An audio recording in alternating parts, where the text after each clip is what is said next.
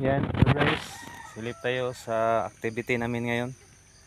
So activity namin ngayon drench. Drench kami sa tanim namin ng cabbage. Body na mo, agaw. Badi-badi. Tatlo kami ngayon guys, drench sa cabbage. Ayan.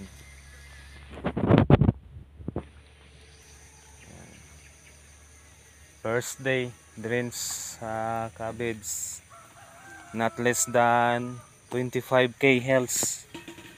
Yan. Ano na to? 6 days after transplant. So, gamit namin na abono Unique 16. Yan.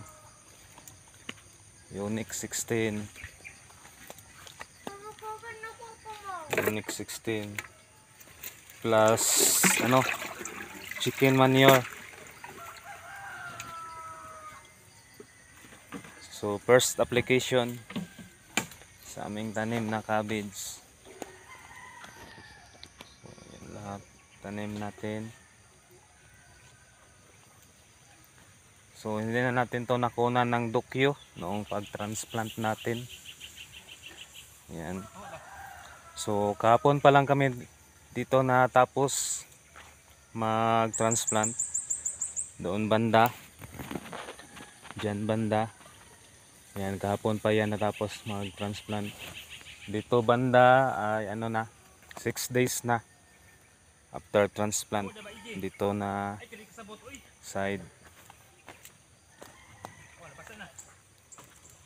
So kakatapos lang ang ating spring onions. So ito na naman yung tanim natin. May kakaunti tayo doon na bitter gourd or ampalaya doon sa kabila sa area to. So dito ay area 4. Tanim natin dito cabbage. Yan. First time pa natin to sa cabbage guys. Trial. Yan.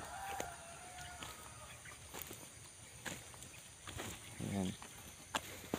Yan, so far maganda naman yung seedlings natin. Yan, characteristic nito ating cabbage 55 to 60 days pwede na siya i-harvest. Variety nito Mighty Ball. 55 to 60 days pwede na siya i-harvest after transplant. So weight range niya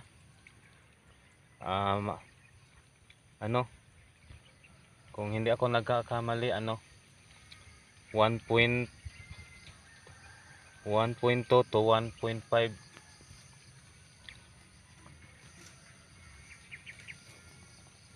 kilograms yung weight range niya. Maximum niya 1.5.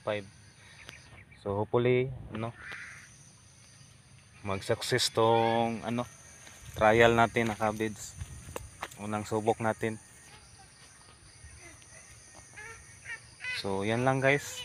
Pasilip natin sa activity namin ngayon. Drench kami. Yan. May bodyguard. So yan lang. Happy farming. Work smart.